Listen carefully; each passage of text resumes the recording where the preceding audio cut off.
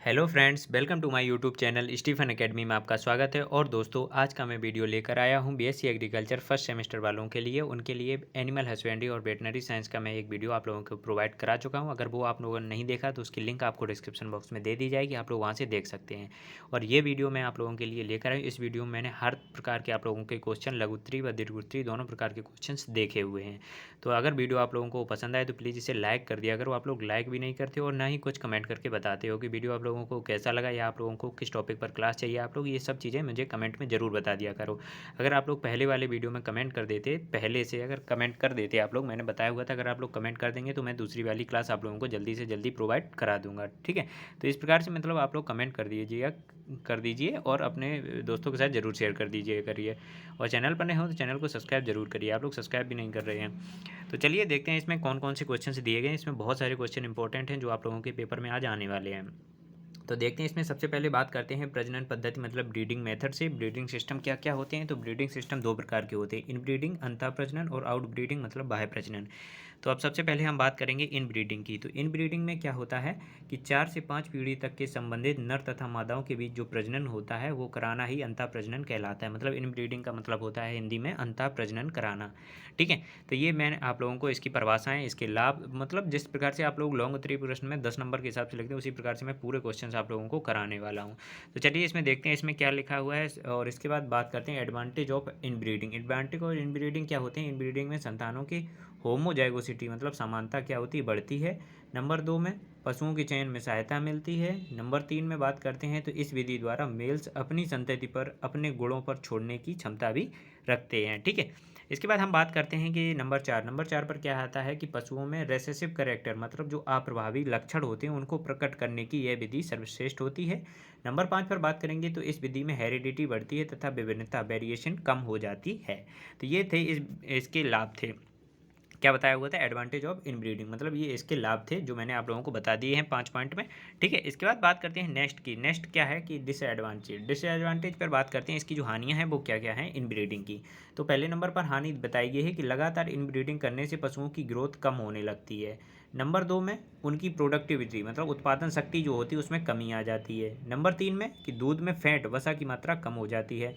Number 4 में मृत्यु दर मॉडरेटी rate जो होती है वो बढ़ जाती है। और एक्सीटिमेंट उत्तेजना मतलब जो होती है वो कम हो जाती है पशुओं में। ठीक है, तो ये सारे पॉइंट आप लोगों को लिखने हैं। इसके बाद बात करते हैं नेक्स्ट पे। नेक्स्ट क्या आता है? दूसरे नंबर पर आती है आपकी आउट ब्रीडिंग मतलब बाह्य प्रजनन। अब बाह्य प्रजनन क्या होता है?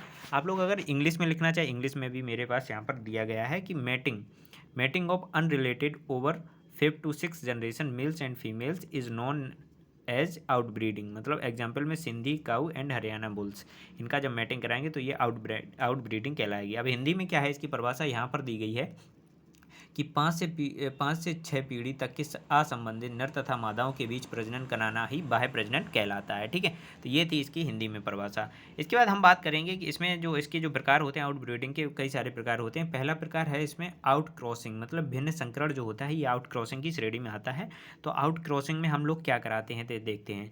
तो इसमें एक ही शुद्ध नस्ल के असंबंधित पशुओं के बीच प्रजनन कराया जाता है तथा गिरी हुई नस्लों को सुधारने के लिए यह ढंग भी सर्वोत्तम रहता है। मतलब यह विधि क्या होती है? गिरी हुई जो नस्लें हो जाती हैं मतलब जो बेकार हो जाती हैं उन नस्लों को सुधारने के लिए भी यह भिन्न संकरण की विधि आउट क्रॉसिंग की विधि जो होती है वो अपनाई जाती है। नंबर 2 पर बात करेंगे क्रॉस ब्रीडिंग। अब क्रॉस ब्रीडिंग क्या होती है? मतलब इसे हिंदी में कहते हैं संकरण। तो इसमें क्या होता है कि mating between unrelative males and females of different breeds is known as cross breeding.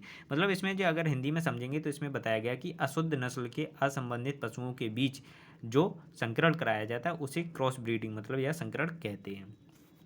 अब जो संकरण होता है वो कितने प्रकार से होता है? तो संकरण हमारा जो 4 प्रकार से होता है जो निम्न प्रकार से है। मतलब पहला होता है क्रिस क्रॉसिंग।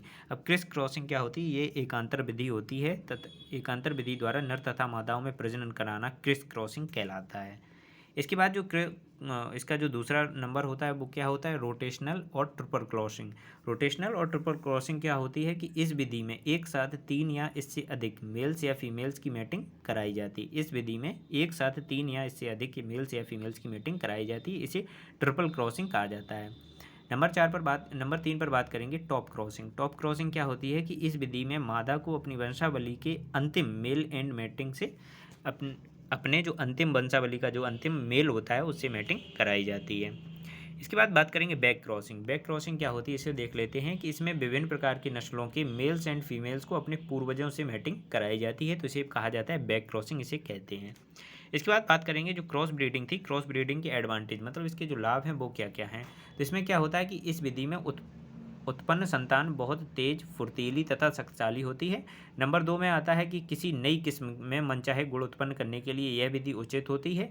इसके द्वारा नई नई नस्लों के पशु पैदा किए जा सकते हैं। तो ये क्या है, इसके लाभ हैं क्रॉस ब्रीडिंग के। अब इसके डिसएडवांटेज मतलब जो हानियां हैं उनको देख लेते हैं। डिसएडवांटेज क्या है इसके, कि इस विधि में अपनाने के लिए पशुपालक को विभिन्न नस्लों के मेल्स एंड फीमेल्स को रखने पड़ते हैं।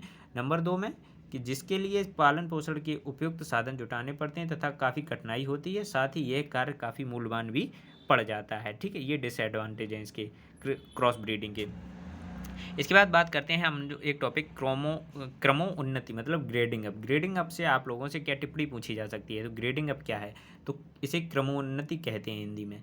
तो क्रमोन्नति वह विधि है जिसके द्वारा कुछ चुने हुए शुद्ध नस्ल के मेल्स एंड मेल्स को अशुद्ध नस्ल के फीमेल्स से शुद्ध यूथ में बदला जाता है। अबाउट 97% प्योर, मतलब ये जो विधि होती है ये 97% क्या होती है, प्योर मानी जाती है क्रमोन्नति की विधि। इनके आप स्क्रीनशॉट ले लें या आप लोग कम से कम 2 बार इस क्लास को अगर देख लेंगे ना तो आपको क्लास पूरी रट जाएगी, इतनी सरल भाषा में मैंने यहाँ पर क्वेश्चन लिखे हुए हैं। इसके बाद बात करेंगे एडवांटेज ऑफ ग्रेडिंग अप।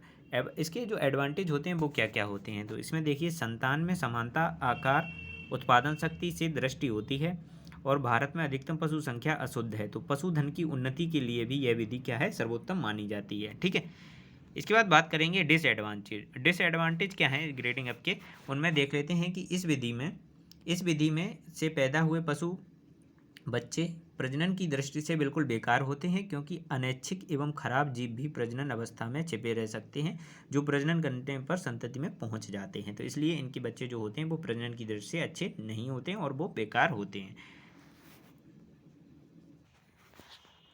इसके बाद हम लोग बात करेंगे प्रसंकरण मतलब हाइब्रिडाइजेशन। हाइब्रिडाइजेशन जो होता है वो क्या होता है, इसे हिंदी में कहते हैं प्रसंकरण। इसमें क्या होता है कि दो विभिन्न तथा समान जातियों के आपसी संबंध को ही प्रसंकरण कहते हैं। अब इसे डिटेल में देख लेते हैं कि पशु प्रजनन का वह ढंग जिसके अंतर्गत विभिन्न जाति अथवा प्रजाति के नर एवं मादाओं में पारस्परिक सहवास होकर संतानों उत्पत्ति होती है, तो ये क्या कहलाती है, प्रसंकरण कहलाता है। ठीक है, अब इसका एग्जाम्पल यहाँ पर दिया गया है कि घोड़ी और गधे के संभोग से जब खच्चर को पैदा किया जाता है तो इस प्रकार उत्पन्न नया जीव मतलब जो खच्चर पैदा होता है वो प्रसंकर मतलब हाइब्रिड कहलाता है। तो जो हाइब्रिड कहलाता है इसमें क्या होता है, कई प्रकार से जैसे हाइब्रिडाइजेशन होता है, किन किन में होता है, जैसे खच्चर जो होता है ये हाइब्रिडाइजेशन की विधि से ही पैदा होता है। क्योंकि कैसे होता है, जब गधा और घोड़ी के संभोग से होता है तो इससे खच्चर पैदा होता है। हिनी कैसे पैदा होती है, तो इस गधी और घोड़ा सांड जो होता है उससे पैदा होती है। हिसार डेल जो भेड़ होती है वो मरीनो मेड़ा तथा बीकानेरी भेड़ से प्राप्त होता है। और कैटिलो जो होती है वो अमेरिकन गाय तथा अमेरिकन भैंसे से प्राप्त जब इनमें संभोग होता है तो इसके प्राप्त होती है। तो इस विधि में प्रसंकरण द्वारा पैदा हुई जो संतान होती है ये नपुंसक अथवा बांझ कहलाती है। ठीक है, ये बात आप लोगों को याद रखनी है और इसमें ज़रूर लिखनी है इसमें ये पॉइंट। इसके बाद बात करेंगे ब्रीडिंग मेथड। ब्रीडिंग मेथड क्या है, तो इसमें बात करेंगे कि ब्रीडिंग मेथड से तात्पर्य उस विधि से है कि जिसके द्वारा सीमेन को मैच्योर एनिमल परिपक्व जानवर के प्रजनन अवस्था में पहुंचाया जाता है, तो उसे मेथड ऑफ ब्रीडिंग कहा जाता है। ठीक है, अब मेथड ऑफ ब्रीडिंग कितनी होती है, मतलब इसकी जो विधियां हैं वो कितनी होती हैं, तो नंबर 1 पर बात आती है नेचुरल मेथड ब्रीडिंग। तो नेचुरल मेथड ब्रीडिंग क्या होती है इसे देखते हैं। इसमें क्या होता है, नेचुरल ब्रीडिंग मिलकर consist of direct service of animal theory her heat period by bull.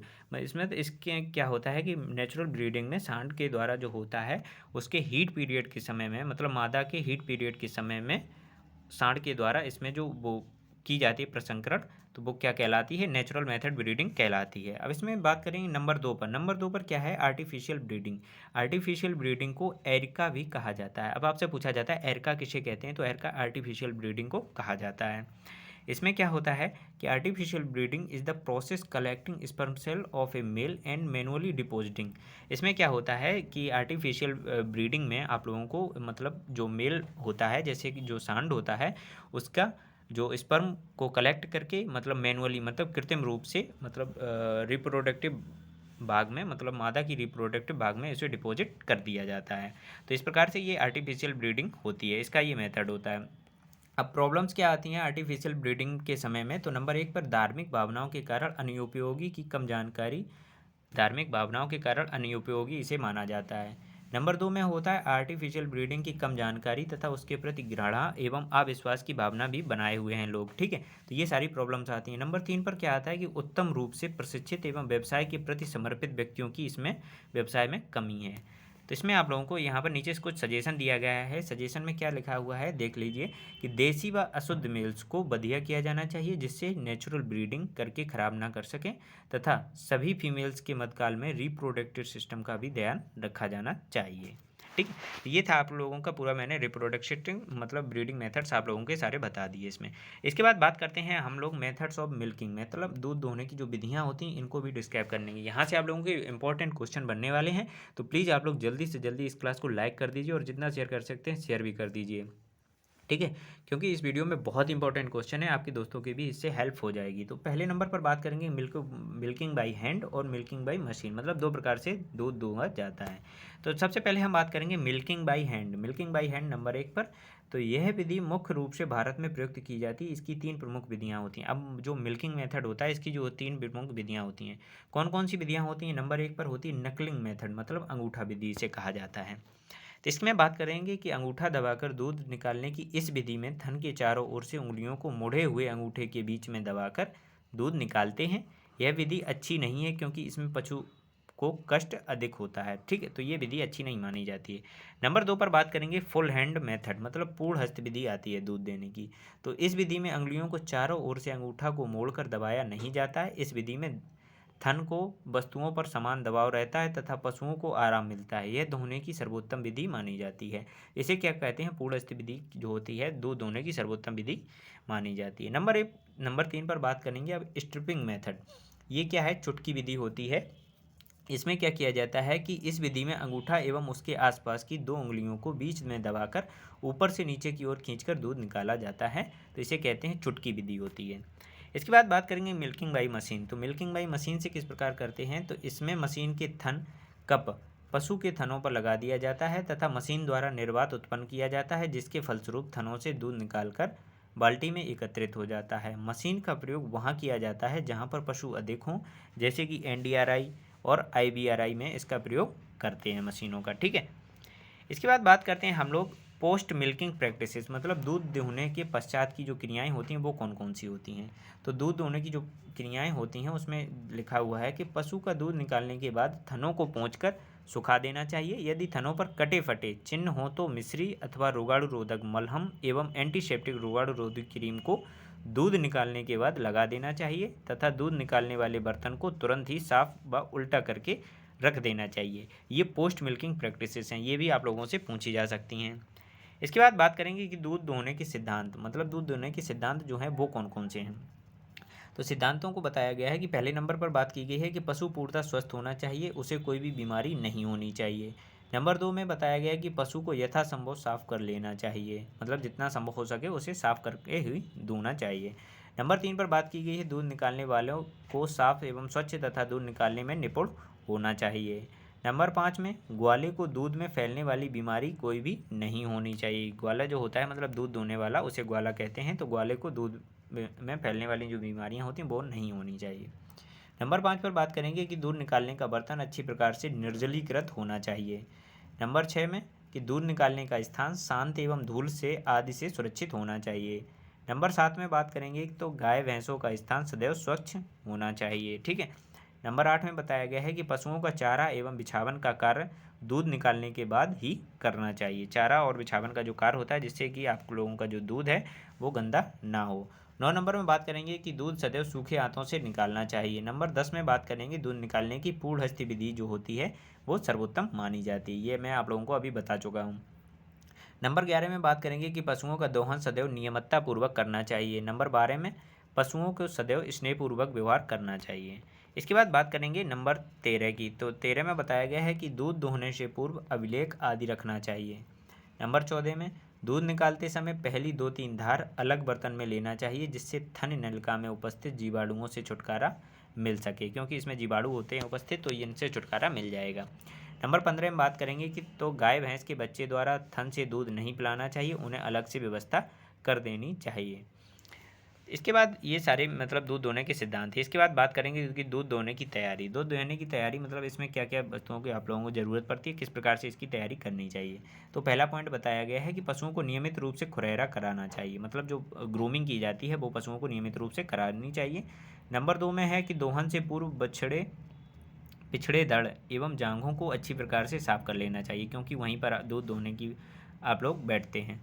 Number 3 पर बात करेंगे कि खुली बाल्टी के स्थान पर डोम्ड बाल्टी गुम्मदाकार बाल्टी का प्रयोग करना चाहिए। अब इसमें पूछा जाता है कि खुली बाल्टी के स्थान पर डोम्ड बकेट जो होती है, गुम्मदाकार बाल्टी होती है, उसका प्रयोग ही करना चाहिए। नंबर 4 पर बताया गया है कि दूधिया के हाथ किसी डिटर्जेंट या सॉप से धुले होने चाहिए, जिससे कि उनमें जीवाणु ना हो। नंबर 5 पर पशु के आहार में परिवर्तन धीरे धीरे करना चाहिए, एकदम से परिवर्तन नहीं लाना चाहिए। इसके बाद हम लोग बात करने वाले हैं राशन। अब राशन क्या होता है, राशन के बारे में भी देख लेते हैं। तो राशन क्या होता है कि 24 घंटे के दौरान पशु को दिया गया भोज्य पदार्थ ही राशन कहलाता है। 24 घंटे के अंदर मतलब 24 घंटे के अंदर जो पशुओं को जो चारा दिया जाता है वो राशन कहलाता है। अब राशन को आप इंग्लिश में भी पढ़ सकते हैं। इंग्लिश में यहाँ परिभाषा दी गई कि a ration may be defined as the allowed for the given animals during 24 hours. ठीक, इसके बाद बात करते हैं हम जो राशन के प्रकार होते हैं। अब नंबर 1 पर आता है, पहले आपका आता है बैलेंस राशन, मतलब संतुलित आहार क्या होता है। तो संतुलित आहार क्या होता है, तो इस राशन के सभी आवश्यक तत्व मिलते हैं, इस राशन में सभी आवश्यक तत्व मिलते हैं तथा जो पशु को 24 घंटे के लिए आवश्यक होते हैं तथा उचित अनुपात में भी उपस्थित होते हैं। तो ये क्या होता है, संतुलित राशन या संतुलित आहार कहलाता है। इसके बाद नेक्स्ट आता है मेंटेनेंस राशन, मतलब निर्वाह राशन। निर्वाह राशन क्या होता है इसे देख लेते हैं हिंदी में। तो वह राशन यहाँ पर बताया गया है, क्या बताया गया कि वह राशन जो पशुओं को केवल शरीर रक्षा के लिए दिया जाता है, जिससे ना तो पशु के शरीर में भार में कमी हो और ना उत्पादन शक्ति कम हो, उसे क्या कहते हैं, निर्वाह आहार कहा जाता है। इसके बाद नेक्स्ट में बात करेंगे तो हम प्रोडक्शन राशन पर आते हैं। प्रोडक्शन राशन मतलब वर्धक आहार जिसे कहते हैं। तो संतुलित राशन की वह मात्रा जो कि रख रखाव से अधिक और कार्य करने की क्षमता के अनुसार दी जाती है, तो उसे वर्धक राशन कहा जाता है। ठीक है, वर्धक राशन क्या होता है कि संतुलित राशन की वह मात्रा जो कि रख रखाव से अधिक और कार्य करने की क्षमता के अनुसार दी जाती है, तो उसे वर्धक राशन कहते हैं। इसके बाद बात करते हैं आइडियल राशन। आदर्श राशन क्या होता है, तो चारे का वह मिश्रण जिसमें संतुलित राशन के सभी आवश्यक तत्व उपस्थित होते हैं, तो इसे क्या कहते हैं, आदर्श आहार कहलाता है ये। इसके बाद बात करते हैं राशन की चर्चा यहाँ पर ख़त्म होती है। और दोस्तों, अगर आप लोगों को वीडियो अच्छा लग रहा हो तो अगर नए हो चैनल को सब्सक्राइब भी करिए। वीडियो को कमेंट करके ज़रूर बताइए कि वीडियो आप लोगों को कैसा लगा। ठीक है, और इसमें बात करते हैं, अब करते हैं संपूर्ण पाचक तत्व, मतलब TDN। TDN क्या होता है कि टोटल डाइजेस्टिबल न्यूट्रिएंट्स होते हैं इसमें। तो कितने होते हैं, 600 ग्राम TDN in 1 kg of the food, मतलब चारे में जो होते हैं 600 ग्राम, 1 किलोग्राम चारे में क्या होता है, राशन में 600 ग्राम TDN मतलब संपूर्ण पाचक तत्व पाए जाते हैं, मतलब टोटल डाइजेस्टिबल सिस्टम। तो इस पर आपको लोगों को क्या है, टिप्पणी लिखने के लिए आ सकती है। तो इसमें आप लोग शॉर्ट में देख लीजिए कि TDN ऊर्जा की मात्रा की एक माप है जो चारे की एक इकाई मात्रा से प्राप्त की जाती है, इसे TDN कहते हैं। इसके बाद बात करेंगे सुपाच्य या क्रूड प्रोटीन, मतलब जो पाचक प्रोटीन होती है, इसके बारे में। इसमें बताया गया कि DCP चारे में प्रोटीन की मात्रा का एक माप है जिसे पशु द्वारा पचाया और अवशोषित किया जा सकता है। तो इसे कहते हैं, क्या कहते हैं, DCP मतलब डाइजेस्टिबल क्रूड प्रोटीन, मतलब सुपाच्य क्रूड प्रोटीन, पाचक प्रोटीन जो कि होती है। इसके बाद बात करेंगे, इसमें आप लोगों से दीर्घ नहीं मतलब लघुत्तरीय प्रश्न जो 5 नंबर की पूछी जाए तो वहाँ से पूछा जा सकता है कि साइलेज क्या होता है। तो साइलेज को पशुओं का आचार कहा जाता है तथा साइलेज हरी फल वाली फसलों से बना हुआ एक प्रकार का चारा होता है जिसे किण्वन के माध्यम से प्राप्त अम्लीकरण द्वारा संरक्षित किया जाता है। यह फल वाली फसलों से बनाया जाता है, जैसे मक्का, बाजरा तथा दलहनी फसलों आदि से। ठीक है, इसके बाद बात करते हैं हे क्या होता है। तो हे को देख लेते हैं। तो हे घास, दलहनी और अन्य शाकीय फसलों को काटकर तथा सुखाकर जानवरों के चारे के रूप में रखते हैं। हे मुख्यतः चारे वाली फसलों से बनाती हैं, जैसे कि बरसीम और लूसर्न आदि से। और यहाँ पर आप लोगों की इंग्लिश में भी परिभाषा ये दी गई है, तो इसे भी आप लोग पढ़ के जा सकते हैं। आप लोग अगर दोनों में लिखना चाहें तो दोनों में भी लिख सकते हैं, इसमें बहुत ही मैंने सिंपल रूप से परिभाषा इसमें दी गई है। इसके बाद बात करते हैं, अब आप लोगों को यहीं पर मतलब ख़त्म हो जाता है ये चैप्टर। वीडियो यहीं पर ख़त्म करते हैं और वीडियो में आप लोग लाइक और कमेंट करके ज़रूर बताना है आप लोगों का। और अगर आप लोग लाइक कमेंट नहीं कर पाते हैं तो इसीलिए आप लोगों के वीडियो नहीं आ पाते हैं। तो आप लोग लाइक करिए और ज़्यादा से ज़्यादा जितना हो सके उसे शेयर भी करिए और अपने चैनल को सब्सक्राइब भी कर लीजिए। तो चलिए मिलते हैं आप लोगों को नेक्स्ट टॉपिक के साथ नेक्स्ट वीडियो में, तब तक के लिए धन्यवाद।